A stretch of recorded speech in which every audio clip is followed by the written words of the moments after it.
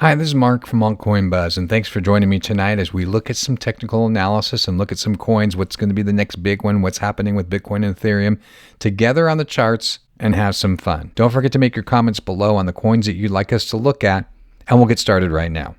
All right, taking a look at Ethereum on the USD 12-hour chart. Lots of action in these candles. Really tried to push that 687, came down on it twice. Right now, we're in no man's land, but we're in the body of that candle, right almost smack dab in the middle of that candle, so that's a good sign. The next big resistance level is going to be where we really kind of touched it before a couple days ago, back on the 5th. You can see we just touched off of it at 836 range, which acted close to support back in here. So 836 to 870 is going to be our next big resistance level. You see, we struggled with it back here. And so psychologically, we'll probably struggle with that again. We should be able to continue up this trend line still. We might see a little bit of a upward consolidation, something that might look something like this. Over the next few days, it's going to be hard to tell until we see some volume come back into the market. If the volume comes back in and swings this thing way back up very quickly, we could just break through and start testing this level again. If we look at where we started this move and then where we ended it right now, we didn't get a full retracement back to that 50% level. Again, we tested that 683 right here and bounced right back off of it. That big resistance, like we talked about, is going to come in here right around the 50%. So if we climb up this another 50%, we'll get right into that range. Even before that, we'll probably hit, again, what we talked about before, in the 655 to 640 range. The thing about Ethereum's chart is that it's been looking overall much stronger than Bitcoin. Bitcoin's been on a little schizophrenic roll lately. If this were to just continue to consolidate along the current path that it's on right now, basically in this zone, you'd have what some would call a classic cup and handle pattern. You can see right in here, basically we'd end up going into almost kind of we came in the same basic highs in here. We come up to here, very close to here, and then come out to here with a little bit of a handle, which indicates a very nice bull trend continuation. So I've decided to put some notes in here of the indicators and kind of what is going on right now so that you have them in case you wanted to look back on them. Right now, instead of having to listen to my voice the whole time, right now the DMI is basically undecided. We're right at an intersection. There's a slight bounce up, a little tick up, but we don't have enough volume to give it any momentum. The RSI is bouncing off of a support level of 57 right now with some bearish divergence. So we want to see these charts start wrapping up, continuing again on that trend line. The MACD has a small cross at the signal with some same highs above the midpoint. So we're still looking good there on the MACD. The Bollinger Bands are still above the midpoint, bouncing off of that as support. And on Ishimoku, we're trading above the cloud in all the time periods right now, with a small span crossover on the lower time periods, but not a big deal. And then obviously we've got some declining volume, but that's across the board on all the coins. So with a little extra volume into Ethereum, this chart, again, everything looks really strong against Ethereum as long as we get some volume back into the market. Okay, so we're sitting at about $9,300, $9,400, which we talked about last time was kind of a comfortable level based upon the Ichimoku cloud for Bitcoin to be. And that's kind of where we're sitting right now. Hopefully we'll maintain it there. Let's take a look at a couple of things real quick. We started dropping off over the weekend, so there's some retraction back here.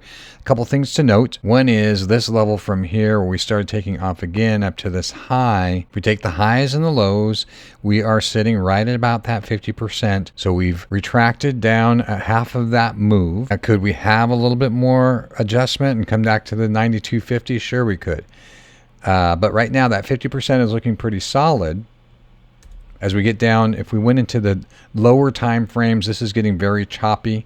All the indicators are kind of in an indecision mode. We'll go through them one by one, but they're kind of struggling with each other. So it looks like we could just kind of trade in this range for a little bit, get maybe some consolidation that looks like this. Doubtful. We're probably going to go one way or the other. And my hope would be that we go start going back up, because this would be my 2 on my count, and this would be the final in my 5th wave. And so if we get a deeper correction here, a deeper retraction, certainly can't go below this, or my count's off. But now if this was correct and this was our last big momentum wave, and I just use the close of the candles. We'll just use the close of this wave from the bottom to the top. And we made another move like that in this last hurrah for a little while. We get back up to that $11,000 range, or very darn close to it, somewhere between 10.6 and 11,000. Now we've got to break through this level right here that we rejected, because that is a very definite mental barrier for us. We crossed through this previous high and could not maintain it. We tried crossing through and breaking above it twice, 3 times, and it was rejected. So again, my bull perspective is hitting the $10,000 or $11,000 range. We'll have some barriers before we get there, but it is really pretty much clear space to get up there. My bear move would be if we started to see a full retraction back down to this support level here before we made a move up. Then we might have a clear head and shoulders pattern, which would mean that we would have a tendency to then break back down through the support, and the bears would take control over this chart. That's not what I'm hoping for. I'm taking the bullish position and keeping my money in Bitcoin right now. But let's just take a look at the summary of the indicators. So here's a summary of your indicators. Right now, the directional moving index is undecided. We basically have a merge, right? But right where, and this is on the 12-hour chart, but we've got the bulls and the bears just fighting it out right in the middle. The RSI, our strength index, our short and medium time momentum, is on a bearish divergence. It's bouncing off some previous support at the mid-level on the RSI, but we really want to see it now off that bounce. If we get some volume behind this coin and we start seeing a momentum up, what we really want to see is get a nice bounce off of that and then have it start ticking back up. And before it starts back on a downtrend on the RSI, we want to see it hitting above the prior high. The Ichimoku spans have crossed in the trading at the bottom of the charts, the lower time frame charts. The upper time frame charts still look very encouraging, but on the lower time frame charts, they're not quite as strong as Ethereum is right now. The volume obviously is low and declining, but that's across, like we talked about, that's across all coins. And then the lower time frame starting to show some recovery. So if that can start transferring over to these higher time frames, then we're back on track. If Ethereum is any indication of where we're going to be, that's been the front runner lately.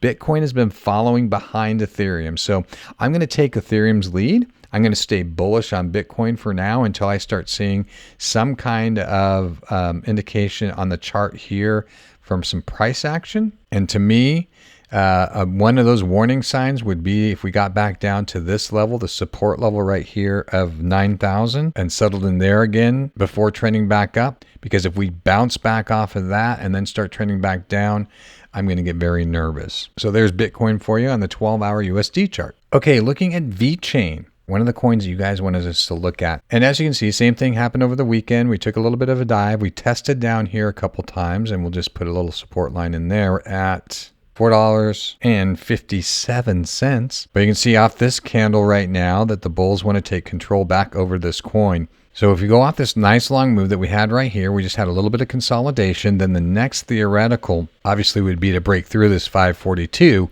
and then try and test that at $5.81 right here. But if we just projected out and said that this had some more room to run, then your golden level is going to be at 645, right in that range. Now, we don't have a ton of history on Vechain, but you can see where your next swing high is, and that's going to be a challenge to get to. That's going to be the one that you want to hit, is coming in at the 716. Not too far off from your all-time high, which came in at about 967. So it looks like your clear support is at 459. So really, if you can break out of this 561, it could be pretty clear sailing with a little bit of zigzag. Obviously, we're not going to go straight up through there, but your 716 looks like it could be realistic. Okay, so here's where your indicators come in. Your MDI is ticking up. Your RSI is bouncing off of a prior support at the 57 level. Your MACD has a small crossover, but it's above that zero line, so that's looking good. The Ichimoku cloud's looking strong. Your Bollinger Bands are showing support on the center trend line. So we're bouncing right off of that, and all of this off of decreasing volume. So this chart looks really strong right now on Vechain. So we're going to do something a little different tonight. We're going to look at a small cap coin. At one point in time, I'll do a special series on all the things that I would look at in a small cap coin. But we're going to start looking at some of the small cap coins from just kind of a basic level, basic evaluation level. And we're going to look at Zilliqa. ZIL. I'm assuming that's the way it's pronounced. It's at 14 cents right now. And if you look at it, it's trading 10% to 11% higher than Bitcoin and Ethereum right now. It's performing very, very well. Unfortunately, we can't do traditional TNA on this coin, but we can look at some hypotheticals. If we just look at the chart, you can see that it's just a nice trending chart. Yes, you have some ups and downs. All the charts should. You're not going to just have a straight up line. But what we don't want to see are huge peaks and valleys, right? We don't want to see that kind of action going on in the coin. And typically we'll find that in a daily chart or maybe even a weekly chart. So we'll just look at that real quick. Okay, we're not really seeing anything like that going on here. We'd see some big spikes if that was going on. What I'm looking for are pump and dumps, where people are consolidating coins, driving that price way up and then driving it way back down. So we're not seeing any big spikes, which you would typically see in the day. It'd be very hard to see in the weekly. So that's very nice, because then this is just a strong, consistent chart. So we'll go back to there. So it looks like we're sitting at about our all-time high on this coin, very close to it. A relatively young coin. It looks, let's see what kind of markets it's on. You can get it on Binance and Huobi. At least it's on a big exchange, so that's nice. KuCoin. So it's not going to be hard to find if you want to find this coin. Now, the total volume is $52 million, so it's got some decent volume behind it. The market cap is just over $1 billion. The total circulating supply is $12 billion, almost $13 billion. A little bit high, but that's okay. If we were to just compare this is, from my understanding, comparable to like a Neo or EOS type of a platform. It's a D app for enterprise kind of platform that's very scalable, very fast transactions. It's a proof of stake coin. So if we just had to compare it to something, because we need to compare it to something to see what the upside would be, right? It'd be very close to an EOS. We could look at Neo, but it's probably closer to EOS because of the total market cap. Because of the total circulating supply. EOS has about 900 million in total supply. Let's just put in perspective. Right now, your total market cap on Zilliqa is $1 billion. The total market cap on EOS is $16 billion. So let's just say that Zilliqa could get to that $16 billion. Well, you'd be looking at roughly around 250 ZIL at that point in time. So 250, again, if we're comparing it to EOS, if we can get to that kind of market cap based upon the comparables that we have today. Thanks again for your time. I know it's valuable. And if you don't mind putting those comments below on the coins that you want us to see, also subscribe and like and hit the notifications button, right? That's how you get to see all this great content when it pops up. Also follow us on Twitter at AltcoinBuzzIO, on Instagram at AltcoinBuzz. Check out our all new podcasts that we have, the Altcoin Buzz podcast. We're on Facebook, we're on Telegram, we're on Discord. You can't get away from us. So check us out where you can, find the segments that you like, and hopefully you'll join me again. Happy trading to you.